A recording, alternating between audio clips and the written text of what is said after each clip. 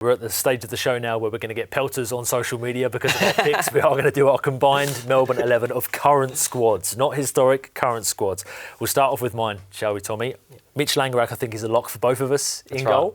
So my back four, I've gone with Nathaniel Atkinson of Melbourne City at right back, a defensive pairing of Roderick Miranda and Samuel Suprayon in the centre of defence, and Aziz Bayic, Melbourne City captain, at left back. Two midfield, Ryan Teague alongside Andreas Kuhn. I know we haven't seen an awful lot of him this year, obviously an off-season signing for Melbourne City because he's been injured, but when he did play, he looked very good, a cut above a lot of the other central midfielders in the competition.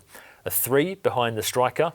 Nikos Vergos is my striker, but the three behind him are going to be Marco Tilio, Matthew Leckie playing behind him, and Nishan Velupale on the left. What is your starting 11? Very similar theme, but just a few changes. I also have Atkinson and Bayic as the fullbacks, and I have Miranda and Brendan Hamill actually as the other one, which is different to your choice. I think that with Suprayon, we haven't seen him play week in, week out. I think that he has been in and out of the lineup. I was umming and ahhing, whether to put him in, but I think defensively, it's particularly centre back, I think that was probably the most difficult position for both of these sides because you could almost choose anybody from the mid to front third in both these teams and you could make a reasonable argument for it. Whereas I think defensively, both sides are pretty thin.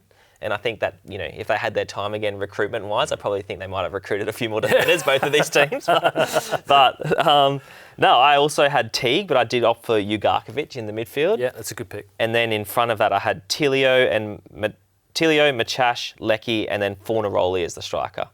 And obviously Fornaroli is an interesting one because, hasn't played too much football recently, been largely used off the bench, but I just think what he's done in the A-League, he scored 18 goals last year. He's proven himself enough. I think that, with the right service, he'll score goals. So Machash is the interesting one because I was toying with putting Zinedine Machash in this year, but I don't think it's outlandish to say, and I think maybe Melbourne Victory fans would say that they perhaps haven't seen the best of Zinedine Machash this year. Is that fair? I know you've picked him in your team, but is that fair? I think that is a fair comment still. I think that, when I was looking at this lineup, I thought he's kind of the only natural number 10 in both of the teams because they have a lot of those inverted wingers, the likes of Piscopo and Azani, who like to come inside, but they're not natural number 10s. And although I put him in my team, I do get very frustrated with Machash because I feel like he has enough quality, and you see it in glimpses in games, to completely dominate this league.